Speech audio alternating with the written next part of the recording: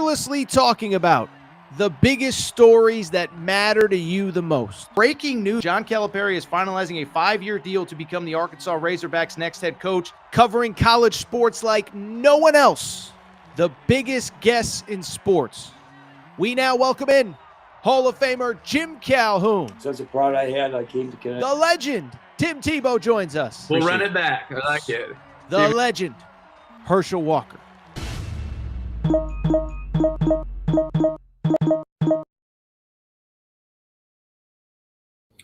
Welcome in, everybody. Little Sunday morning edition, Torres Sports Podcast. I'm your host, Torres. Hope everybody's doing well. Hope everybody's having a great day. Hope we have we got mic issues already. Hope everybody's having a great day. Is the mic working? I'm so sick of this crap. I am going to get a new mic here at some point. Give me 1 second. Let's take a look. Says the mic's plugged in. Hold on.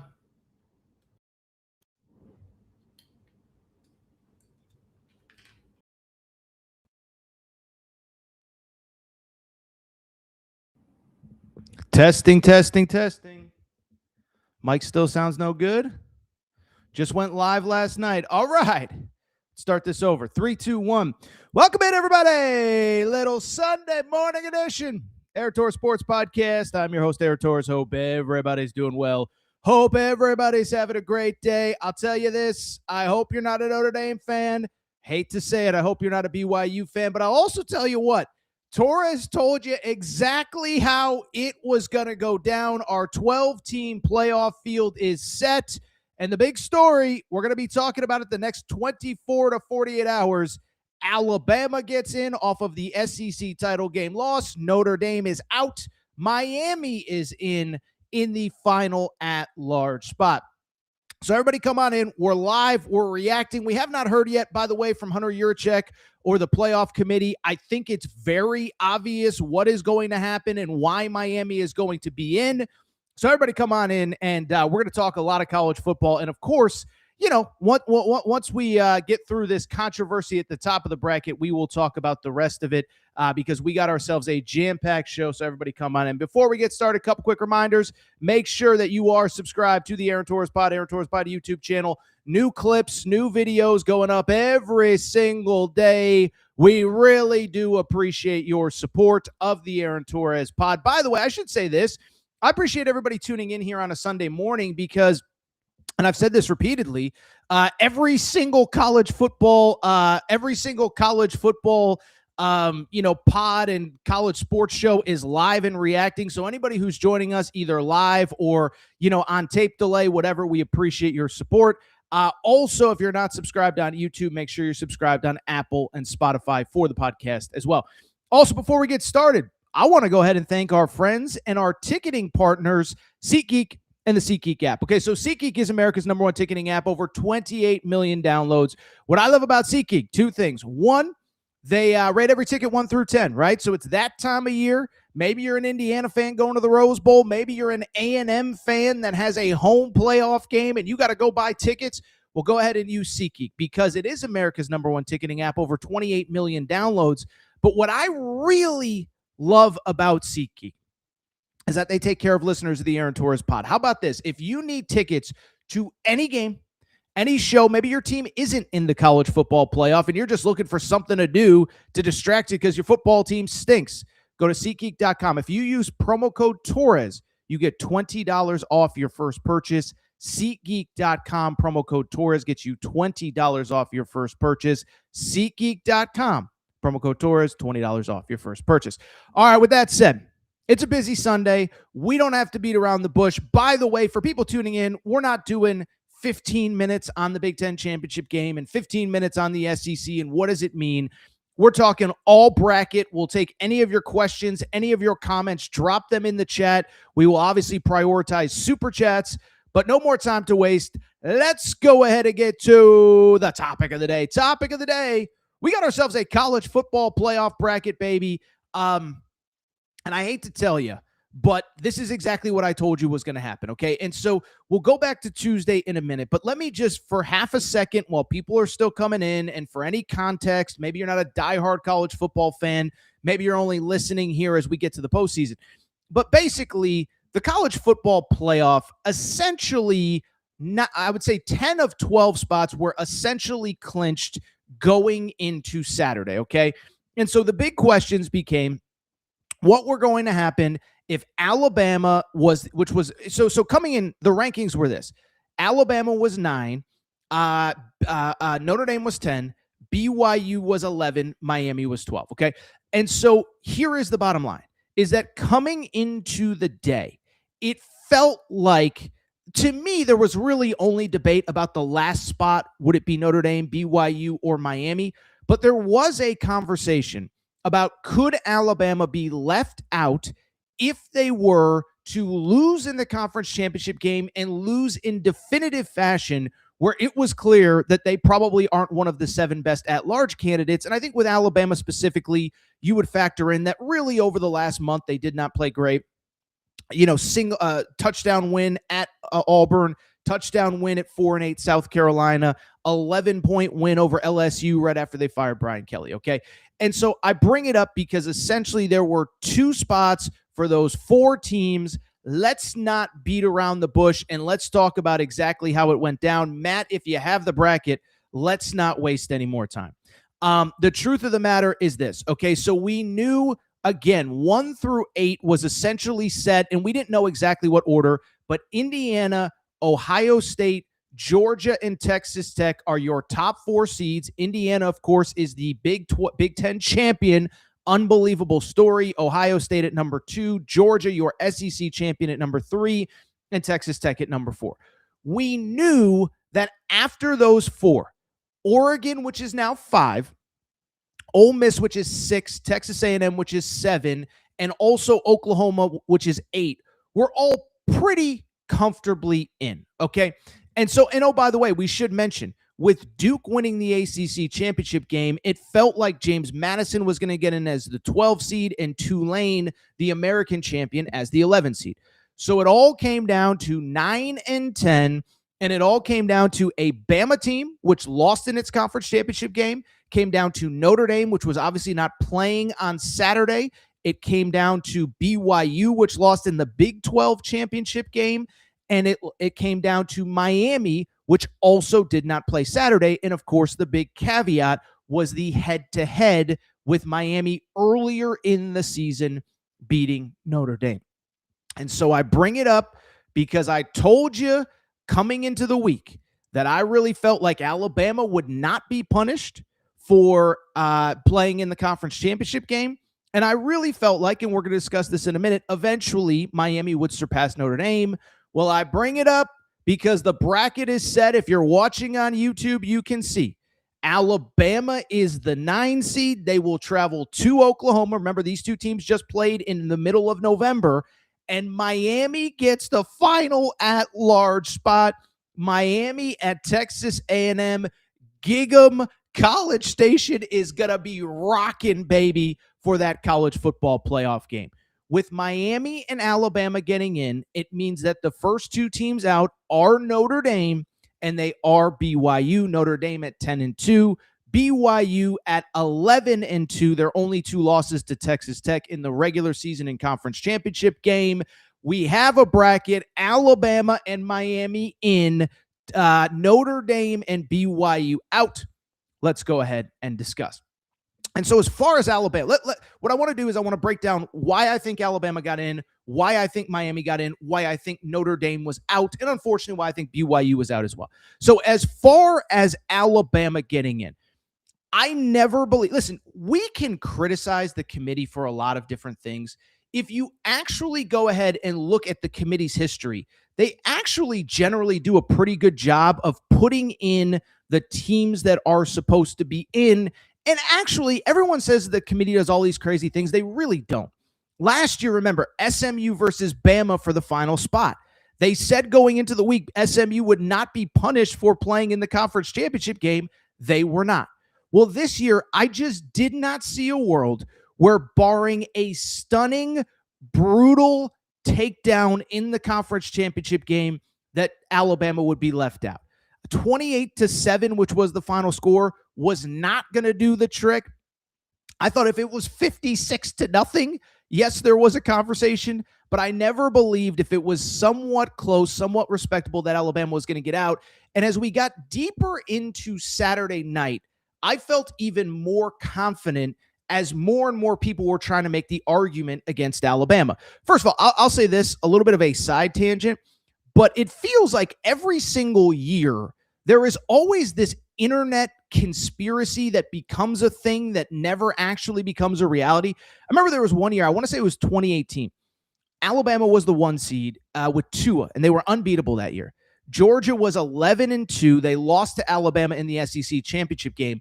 And nobody was talking coming into Selection Saturday about a world where could Georgia get into a 4-team playoff if they lost close to Alabama? And so no one was talking about it. Georgia ends up losing to Alabama. And all of a sudden there was like this 12-hour discourse of you got to put in Georgia. And I believe it was Oklahoma was the last team in. That was the Kyler Murray year. And it was just like there was like this 12-hour window where it's like, well, you got to put in Georgia. They played Alabama closer than anybody. It's like, no, they're not going to do that. And that's how I felt about Alabama and losing in this conference championship game. I just never believed for a minute that Alabama was actually going to be punished for playing in the SEC championship game. And I got more confident as the night went on. And we did our Fox Sports Radio show. And I brought up the point on Fox Sports Radio is here is what made the Alabama situation even more unique than any of these other situations in the past, right? You can't punish Alabama for playing in the SEC championship game because, remember, they were only there because of a tiebreak, right? So, there were 4 teams that finished with 1 loss in SEC play: Georgia, Alabama, Ole Miss, and Texas A&M. And so, by luck of the draw or unluck of the draw, Alabama happened to be in Atlanta. Now, we can argue about the value of conference championship games, whatever, okay? But at the same time, you can't argue that if Alabama was at home and just by tiebreak, Ole Miss was in Atlanta or Texas A&M was in Atlanta, that Alabama would have gotten in. Conversely, none of the other 3 teams would have been knocked out for losing in the conference championship game. Ole Miss wouldn't have been knocked out. Texas A&M wouldn't have been knocked out. Certainly Georgia wouldn't have been knocked out if they lost on Saturday. And so I only bring it up because this notion that Alabama was going to be penalized for making the conference championship game when if the draw had broken a little bit differently and they weren't there, they would have been in, it never really jived with me. So I always thought Alabama was getting in. I always thought they were going to be punished. Now, I do think there are 2 different questions, right? One, it's best versus most deserving, okay? And let's get one thing straight. It has never been about the best teams. It always has been about the most deserving teams. And so you can absolutely argue that Alabama is not one of the 7 best at-large candidates. I think even Alabama fans would openly admit, back half of the year, it wasn't great. But when you look at what they did, when you look at the schedule, when you look at the fact that they beat Vandy, the best win maybe in college football at Georgia, I just never saw the scenario where they were going to be left out, okay? Let's go ahead and continue with the Miami versus Notre Dame conversation. And oh, by the way, drop your questions in. We'll prioritize super chats. I want to hear from you guys. Did the committee get it right? Did the committee get it wrong? By the way, we did a live reaction after Alabama lost last night. I thought Luke, who's in the chat, brought up a great point is, let's put aside our personal, who we think is good and who we think is not. Can you imagine the warpath that Greg Sankey would have gone on if Alabama had been left out of a 12-team college football playoff because they got to Atlanta? Forget people, I think people were thinking too small in that picture. People were saying, they'd cancel the SEC championship game. No. Greg Sankey would blow up the playoff and probably just pull the SEC out of the playoff if Alabama didn't get in. So there was never the reality that Alabama was going to get left out. Let's go ahead and get to the Notre Dame versus Miami conversation, okay? And so with Notre Dame versus Miami, Matt, in half a second, I'll call for the tweet. Don't put it up yet. I want to kind of contextualize. Let's go back to Tuesday night, because Tuesday night, the final bracket comes out, the final rankings, I should say.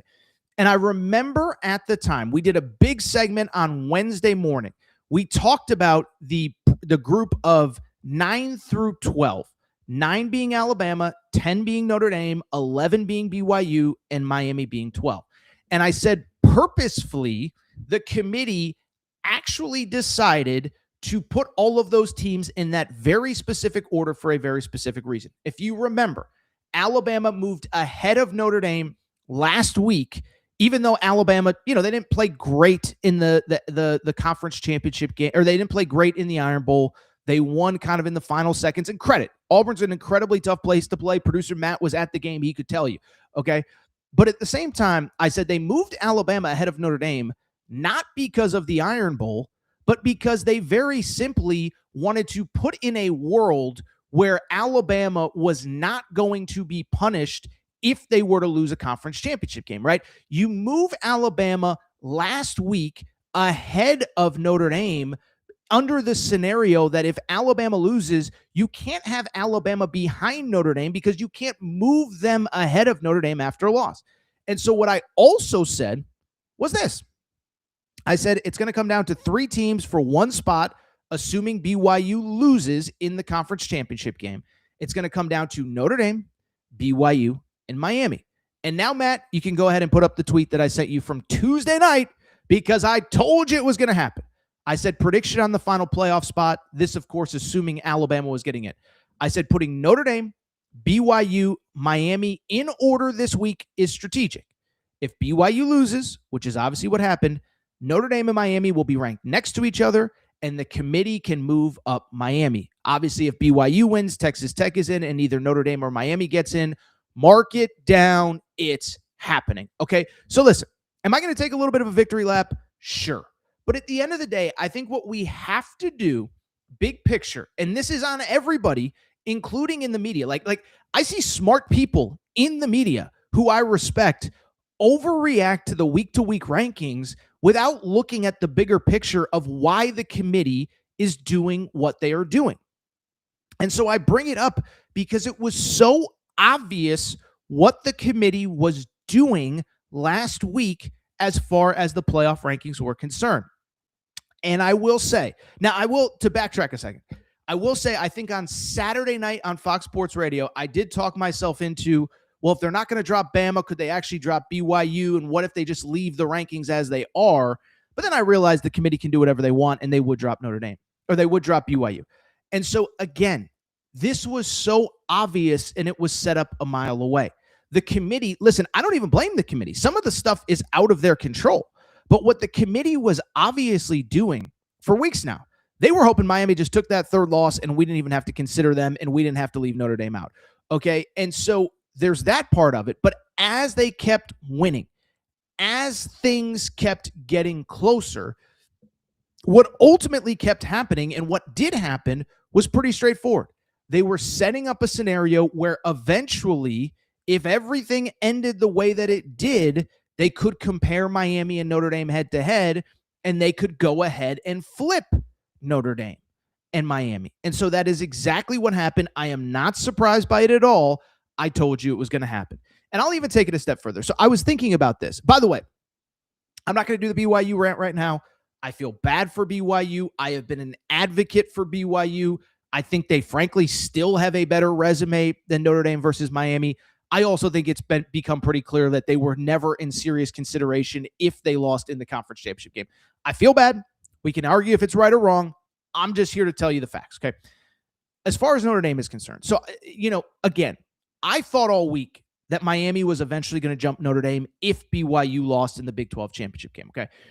I bring it up because the deeper that I got into Notre Dame, this was the other thing that I was thinking, and I tweeted this out very early on Sunday morning, is that the deeper you look at Notre Dame's resume, there actually just really isn't all that much there. And listen, I actually think Notre Dame's good.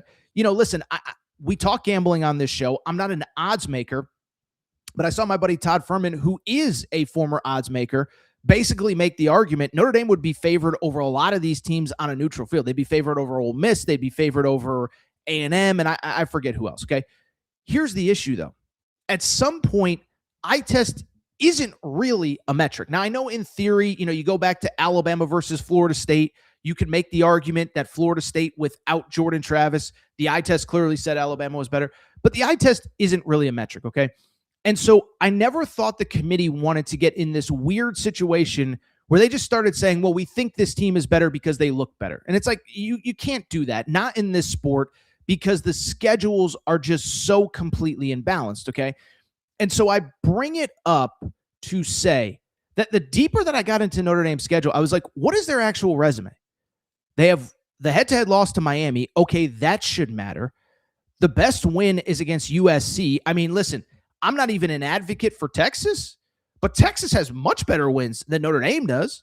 BYU, by the way, 2 top 20 wins, Utah and Arizona. Those 2 wins are better than Notre Dame's 2 best wins.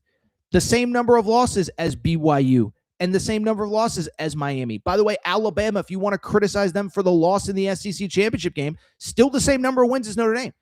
And so you started going through Notre Dame's resume. I was like, what is the actual resume? Same number or fewer number of wins than Miami, Alabama, and BYU. Same number of losses as all of them. The best wins aren't as good as any of those teams. The worst loss, they lost to the 2 best teams on the schedule, including one that they're being compared to head-to-head. The more that I thought about it, and I'll just read you the tweet that I put out probably about a half an hour before the selection show came out. So this came out, I put out this tweet at 9:16. So I guess it was right before the bracket revealed. I said, so I don't really care who gets the last 2 spots, but serious question.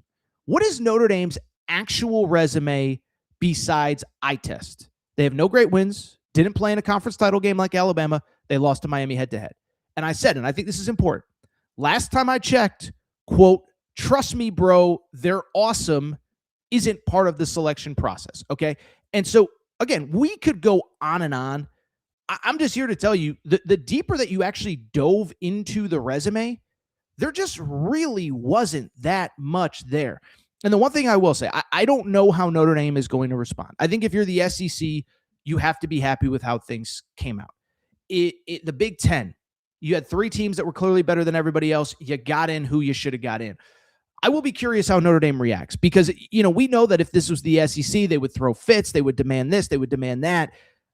I don't think that Notre Dame has much of a leg to stand on. And I will say this. I hope that we don't rush into doing something with this playoff that we shouldn't. Now, I think eventually we're going to eliminate conference championship games, expand to at least 16. And that, I'm kind of okay with. But the notion that Notre Dame somehow got screwed, they didn't. And then also beyond that, and by the way, I even heard, we came on right as the bracket was revealed, so I didn't hear all of the discourse on the ESPN show. But I will also say that, I heard the guys on the selection show, like, how did Miami move up? It's like, well, they moved up because BYU lost, and now you're comparing Notre Dame and Miami head-to-head. It's not freaking, I almost dropped the big F word. It's not rocket science, okay? It's not freaking rocket science. It's so obvious what the committee was doing. It is not a surprise.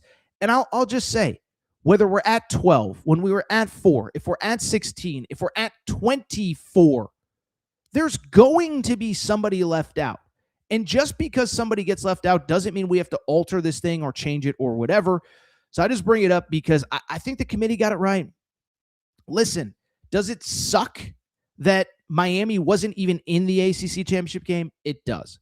Are there better ways to determine the 5 conference champions? I think we eliminate tiebreakers. It's just the 2 highest ranked teams in each conference. If Miami is ranked and Duke isn't, just put Miami in. But under the parameters that the committee had, this was the choice. I think BYU had a better resume than Notre Dame actually did. And so to me, this was the choice. I think the committee got it right. Those are my big takes. Like I always thought it was going to be Alabama. Never thought there was a moment where it was not going to be Alabama. And I know it sucks for Notre Dame fans. And by the way, listen, I don't know if this is the impetuous to join a conference, but the schedules aren't getting any better. You're going to get an SEC team or 2. USC, which was your best win, might not even be on the schedule. It's going to be tougher to schedule more. I hope they stay independent forever. I think it's a cool quirk of college football. But listen, it sucks that the teams that you played, Stanford wasn't very good and Boston College wasn't, but it is what it is. And I don't feel bad. And listen, I'll just say this really quick. And then Matt, if we have any questions, let's go ahead and pin those and get those ready.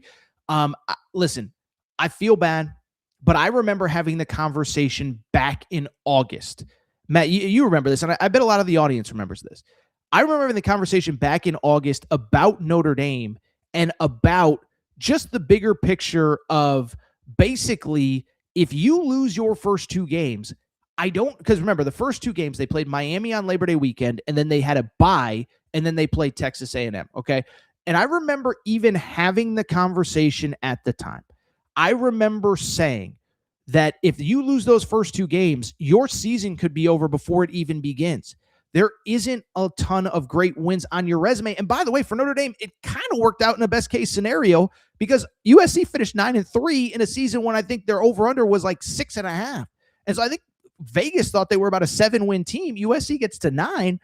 And so I could go on and on, but we were talking about this in August. We were talking about the fact that if Notre Dame lost its first two games, it was going to be tough to put together a playoff resume, and that's exactly what happened. So I feel bad for Notre Dame, but again, if it's 4 teams, if it's 12 teams, if it's 16 teams, we are going to be in a world where the college football playoff, at some point, somebody has to get left out. And the one thing I will say, credit the NFL, credit Major League Baseball, credit the NCAA tournament. I think we're going to expand the NCAA tournament. It's more about money than it is about, this is such an injustice that this team got left out. There's no injustice for Notre Dame. They had a great season. They don't have one of the 7 best at-large resumes. They may be one of the 7 best teams, but as I said, trust me, bro, they're good is not the criteria that the committee does use or wants to use. And so this is what I want to do. Let's go ahead and, Matt, before we get to a break, we'll come back and we'll share some thoughts on just the bracket itself. But really quickly, do we have any good questions, any good comments in the chat? The chat, again, I want to thank everybody who's watching us live. I know there's a lot of different people going live right now. We always hesitate to do a show at this time because the audience is so fractured. But thank you, everybody, for tuning in. Let's get to some questions and comments. Eric says, super chat, $5. Eric, thank you so much. Guess Lane Kiffin isn't that important since Ole Miss was not punished for him being there. Didn't drop one spot. Keep up the great work. First of all, Eric, thank you for the super chat. We appreciate your support. We also, by the way, should mention, appreciate people like Luke that are members of the community here. We have a separate pay tier. So thank everybody for your support of the show.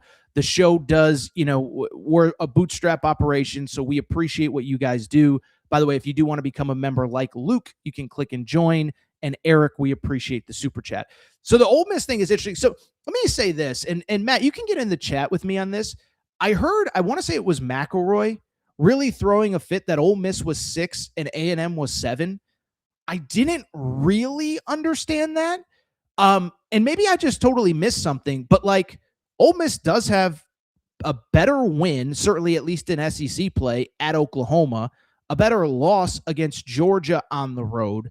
I didn't really understand why he was so upset about that.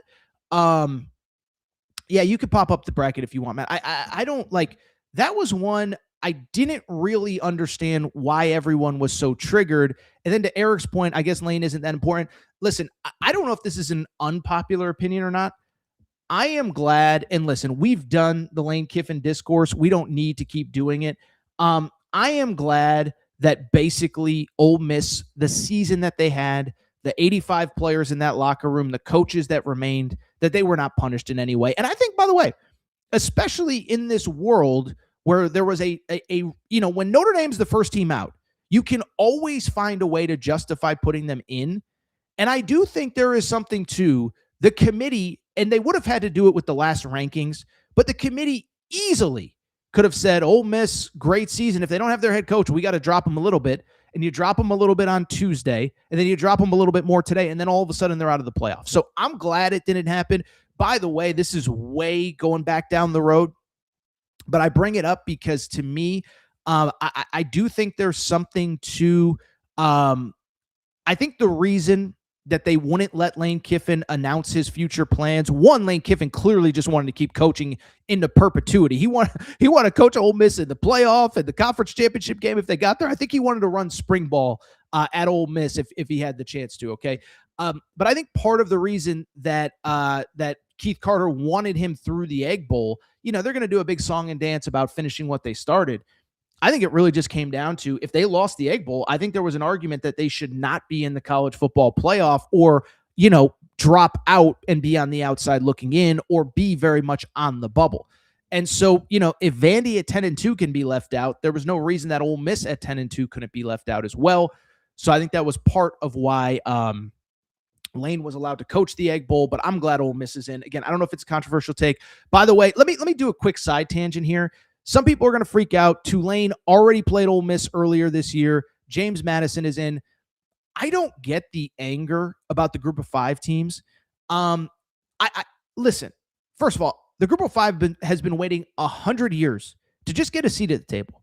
This has been, as much as I love college football, this has been the one thing that you could always criticize college football for. It was the only sport in the world where you could go undefeated and not have a chance to compete for the championship, okay? That was always stupid. And so I'm glad that the G5s have a spot at the table. Now, you can argue, should they have two? Blame it on the ACC. We have auto bids in every single other postseason. We have it in the NCAA tournament. Remember, we have it in the NFL. It's never about the 7 best teams in the AFC and NFC making it in the NFL. Sometimes you have a 7-10 team from the AFC South. Sometimes there's a lousy Houston Texans team that gets in, or a lousy Tennessee Titans team, or whatever.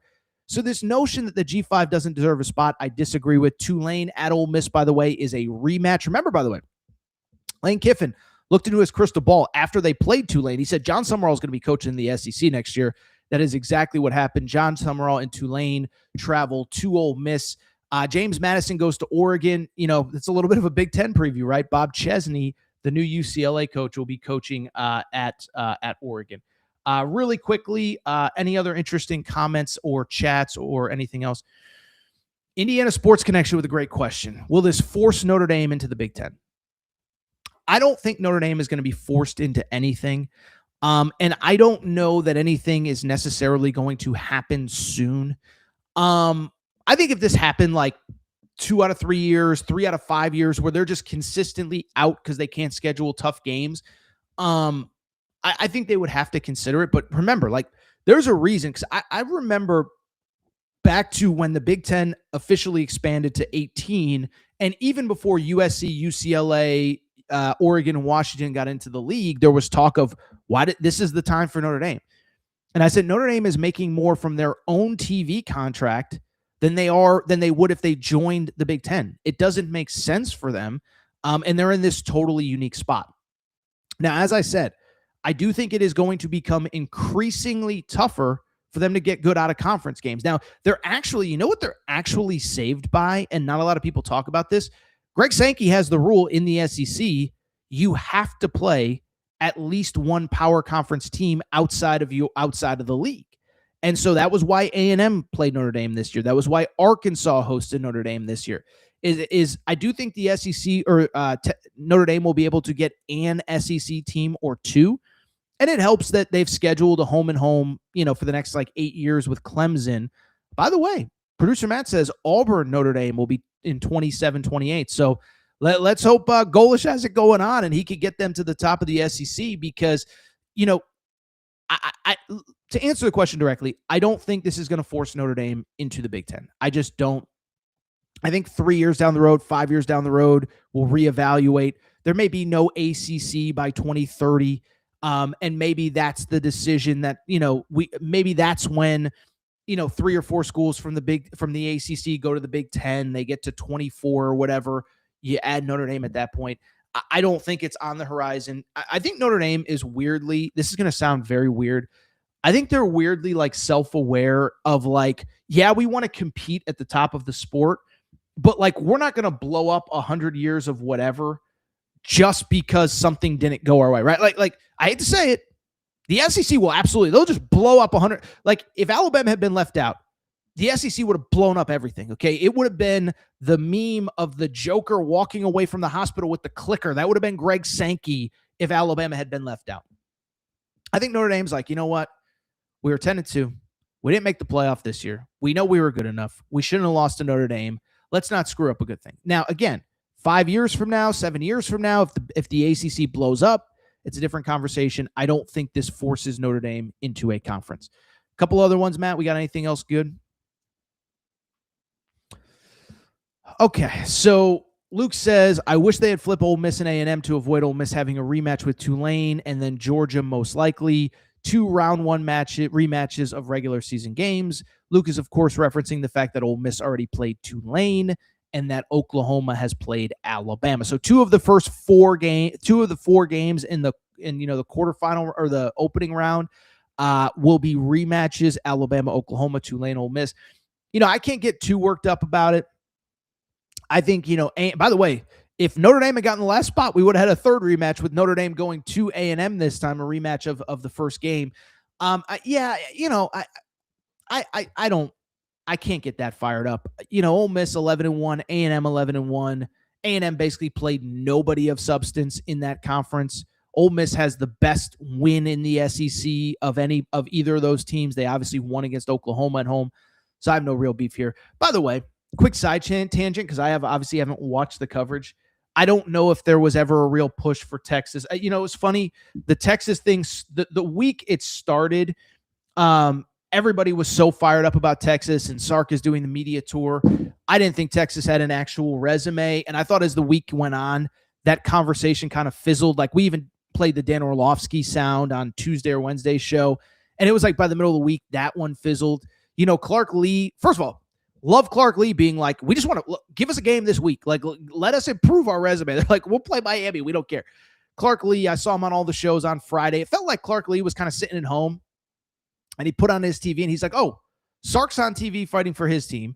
Mario Cristobal's on TV fighting for his team. Maybe I should get on TV and fight for my team.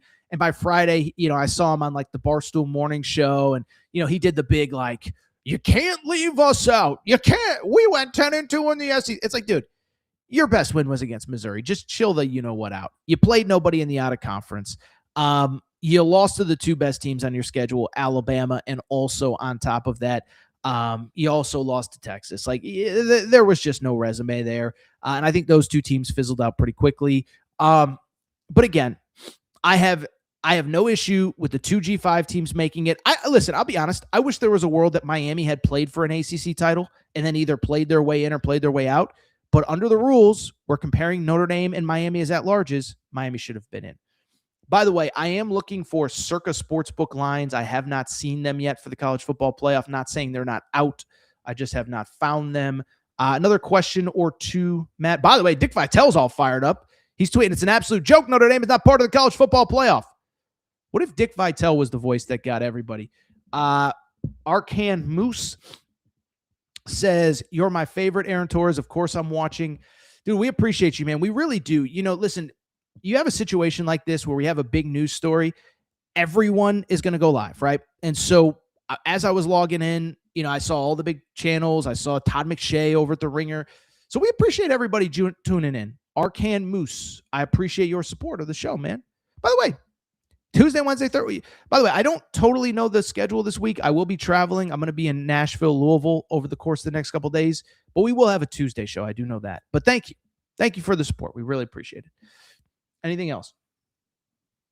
Okay, John brings up an interesting point, and probably this was the argument against Bama, okay?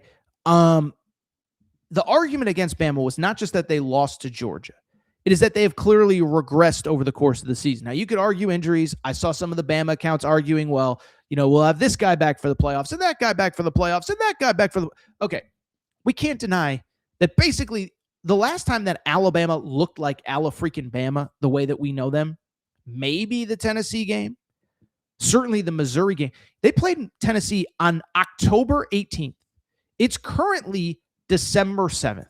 Since Tennessee, they had a bye, struggled against a bad LSU team in their first game post Brian Kelly, struggled and lost to Oklahoma, Eastern Illinois, whatever, won by a touchdown at Auburn, which Auburn's, talented, but they were what they were. They were 5-7 with one SEC win. That's just a fact. Okay. And so I just bring it up because that would have, I think that would have been the argument. They haven't looked like a playoff team for a while, but again, they didn't look like a playoff team coming into this week, which, by the way, I stupidly picked them to win this game. They didn't look like a playoff team in a while, but that never stopped. If they had lost the tiebreak and Ole Miss or A&M was at that SEC championship game, Alabama would have gotten into the playoff. And so if they were going to be in, if they were at home, there's no reason they wouldn't have been in if they played, which they did. Matt, let's get to one more question. We'll take a quick break. So Janine Houston, I don't know if I'm Jen E.N. Houston. I don't know. So Jen E.N. Houston says, need to make a 16-team playoff and all of this will get fixed. I fundamentally disagree. Because if we had a 16-team playoff this year, and let's work under the structure that the 5 highest, conference champions are in it, right? We would add 4 spots. We would add it doesn't really matter. Because then we would be arguing about 17 versus 18. And then the 8-4 SEC team would be left out. And then somebody else would be mad. What I will say, I do think a lot of this would be, I actually think my actual hot take, I think 90% of college football's problems would actually be solved if we just went ahead, eliminated the conference championship games, used this week as a bye, and then started the college football playoff a week earlier. If you do that, one, you can have National Signing Day without teams preparing for a conference championship game. At that point, you would play the opening round this coming weekend, which is like the 12th and the 13th. You'd play the quarterfinals before Christmas, and then you would play the 2 semifinals on New Year's Day, which is very similar to what we did back in the day. So you play the 2 semifinals New Year's Day. You play the championship the 7th or the 8th, and you're out the door by early January. Then you can open the portal after New Year's Day. There's only 2 teams still playing. And I'm sorry, but if you're Ohio State, if you're Georgia, if you're whoever, nobody's going to be crying for you because, the portal's open while we're preparing for the national championship. But you start getting deeper into December, kids got to make decisions. Kids got to leave playoff teams. Kids got to do this. Kids got to do that. By the way, you talk about the calendar. In theory, if the playoffs started this weekend, it would have made more sense for Lane Kiffin to continue coaching Ole Miss. I don't know if Keith Carter would have let him, but you can make the argument the portal's not open for another 3 weeks. Now, I don't think Keith Carter would have let him in hindsight, but that does solve a lot of the calendar issues. Listen, and by the way, I think if we eliminated conference championship games, it also would have taken away a lot of the debate this week. So I think instead of going to 12, instead of going to 16, I think we just eliminate the conference championship games. Then all of a sudden, if we eliminate the conference championship games, Alabama's in. We're not even discussing them. And it comes down to Notre Dame, BYU, Miami for the final spot. And then the committee can do whatever they want. And I think you can argue for or against any of them. Ironically, I think you would argue mostly against Notre Dame. I think they had the worst resume out of all of them. But just bring it up because to me, that feels like the logical thing. All right, Matt, this is what we're going to do. We're going to take a break. Matt, you can run Cauley Puffs. We're going to come back, a few more of your questions, and I'll just give initial thoughts on the games. I'd be lying if I said I have some deep dive, incredible take on Oregon, James Madison, anything like that. Quick break, come back, talk some of the games. All right, we're going to get back to the show in a minute, but before we do, you know what we got to do. We got to thank our friends. We got to thank our partners. We got to go ahead and thank Cauley Puffs and CauleyPuffs.com. Yeah, you see the logo on the back of the screen right here. Okay, so I've told you all about Cauley Puffs, but family-owned company, not far from where I live. Joey, a huge sports fan. And one day he was sitting on the couch and he said, you know what? I need a snack that is both healthy but delicious, something my kids are going to love, something my family's going to love, something I'm going to love. And so he came up with Cauley Puffs. This is the new age health food snack. You don't need to go to the grocery aisle and buy all that crap, the Doritos, the Fritos. No, my friends, you need Cauley Puffs. Baked, not fried, avocado oil, no grease, healthy ingredients. But here's the best part. They taste freaking delicious. Actually, there's another best part. In addition to tasting delicious, in addition to being healthy, they are also taking care of listeners of the Aaron Torres pod. Okay, so check this out. All you got to do is go to CauleyPuffs.com. That's CauleyPuffs.com, CauleyPuffs.com, and you can get 15% off any purchase with the promo code Torres. That's Torres, Torres. It's that simple. 15% off any purchase. 1 bag to try them out, 100 bags to cater a party. Doesn't really matter. Promo code Torres. CauleyPuffs.com gets you 15% off. Cauley Puffs also available on Amazon. You obviously can't get the promo code there, but CauleyPuffs.com, CauleyPuffs.com, promo code Torres gets you 15% off any purchase. Thank you to our friends at Cauley Puffs. All right, everybody.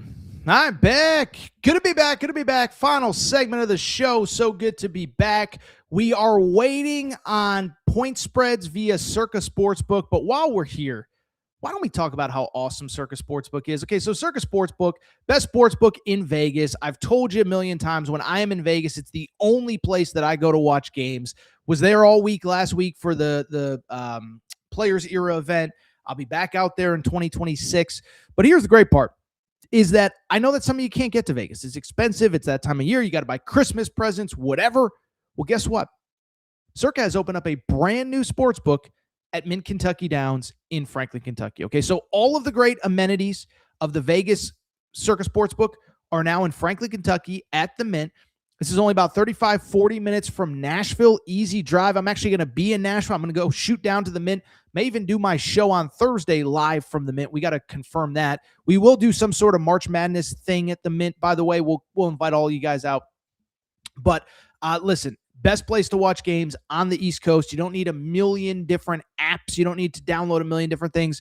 Just swing by the Mint, hang out, Circa Sportsbook, Mint Kentucky Downs, Franklin, Kentucky. I'm fired up to get there this week. I'm fired up to get there in March.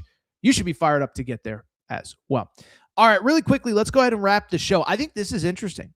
Pete Thamel just tweeted out, we have official start and game times for the college football playoff, not quarterfinals, opening round.